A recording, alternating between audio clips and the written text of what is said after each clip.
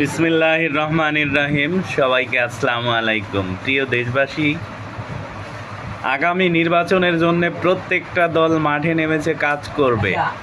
আমি প্রত্যেকটা দলকে আহ্বান করব, আপনারা শুধু মাঠে নেমে কাজ করে জনগণকে প্রতিশ্রুতি না দিয়ে জনগণের পাশে দাঁড়ান।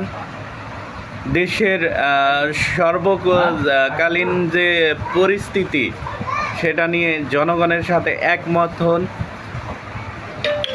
সন্ত্রাস, চাঁদাবাজ, সিন্ডিকেট ও দুর্নীতিমুক্ত দেশ গড়তে সকলকে সহায়তা করুন।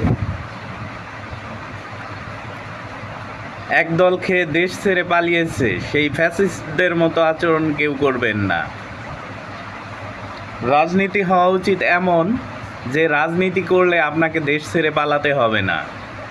রাজনীতি হওয়া উচিত এমন যেটা করলে আপনি আপনার এলাকায় সম্মান পাবেন, আপনি জাতীয় নেতৃত্ববৃন্দ সারা দেশে যেখানে আপনার সম্মান থাকবে, আন্তর্জাতিক মহলেও আপনার সম্মান ছড়িয়ে থাকবে।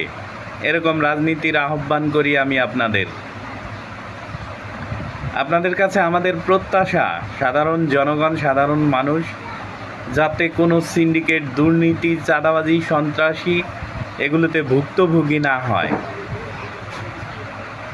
পুলিশ, সেনাবাহিনী, র্যাব, বিজিবি, আনসার সকলকে সাথে নিয়ে সামনে এই ঈদের যাতে কোনো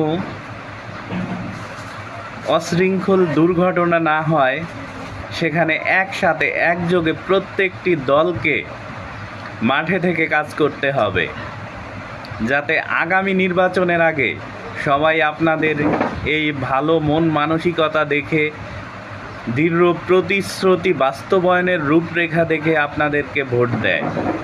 এরকম কাজকর্ম করে এগিয়ে যান, ইনশাআল্লাহ আপনাদের পাশে দেশের সকল জনগণ বাংলাদেশপন্থী রাজনীতিতে বিশ্বাসী। আমাদের দেশে যারা আগামীর প্রধানমন্ত্রী, রাষ্ট্রপতি, পররাষ্ট্রমন্ত্রী, স্বরাষ্ট্রমন্ত্রী, সকল সেক্টরের যত মন্ত্রী আছে, তারা যাতে দুর্নীতিগ্রস্ত না হয়, দেশের মানুষকে ভালোবাসে, দেশের মাটিকে ভালোবাসে, দেশকে ভালোবাসে, এরকম রাজনীতির ব্যক্তিত্ব আমরা আগামীতে চাই। আসুন আমরা সবাই মিলে একসাথে সুন্দর একটা দেশ গড়তে সকলকে সহযোগিতা করে দেশকে এগিয়ে নিয়ে যাই। আসসালামু আলাইকুম, সবাই ভালো থাকবেন।